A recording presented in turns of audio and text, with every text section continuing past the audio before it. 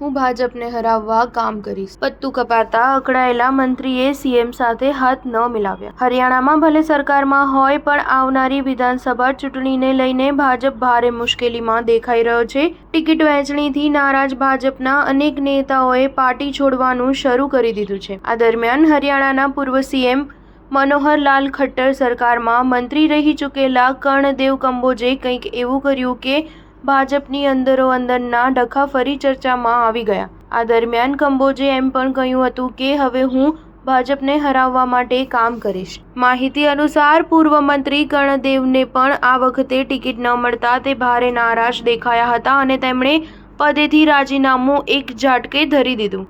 એટલા માટે જ મુખ્યમંત્રી નાયબસિંહ સૈની પોતે જ તેમને મનાવવા પહોંચ્યા હતા, પરંતુ તેમણે ક્ષોભજનક સ્થિતિનો સામનો કરવો પડ્યો. આ ઘટનાનો વિડીયો સોશિયલ મીડિયા પર વાયરલ થઈ રહ્યો છે. ટિકિટ ન મળવાથી નારાજ કંબોજે પાર્ટીના તમામ હોદ્દા પરથી રાજીનામું આપી દીધું હતું. તેમને મનાવવા આવેલા મુખ્યમંત્રી નાયબસિંહ સૈનીએ જ્યારે હાથ મિલાવવા હાથ લંબાવ્યો તો કંબોજ હાથ જોડીને આગળ વધી ગયા હતા, જેના લીધે આ દ્રશ્ય ચર્ચામાં આવી ગયો હતો.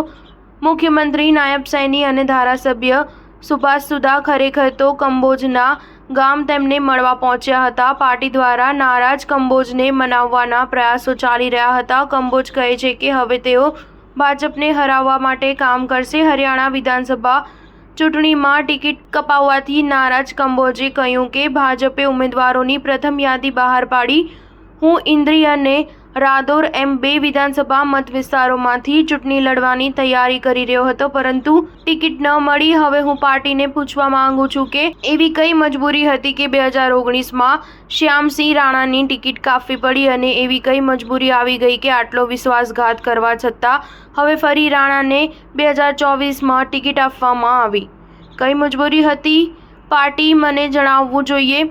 જો હું તેનાથી સંતુષ્ટ થઈશ તો હું પાર્ટીને સમર્થન આપીશ, પરંતુ જે રીતે એક દેશદ્રોહીને ષડયંત્ર રચીને ટિકિટ આપવામાં આવી, જેણે પાર્ટીના ઉમેદવારને હરાવવાનું કામ કર્યું, જે માણસ અમારી સાથે દુર્વ્યવહાર કરતો હતો, તેને ટિકિટ આપવામાં આવી, પરંતુ અમને નહીં, જેનાથી પાર્ટીના કાર્યકરો નારાજ છે. સ્ટાર ન્યૂઝ 7 હંમેશા સચ્ચાઈની સાથે.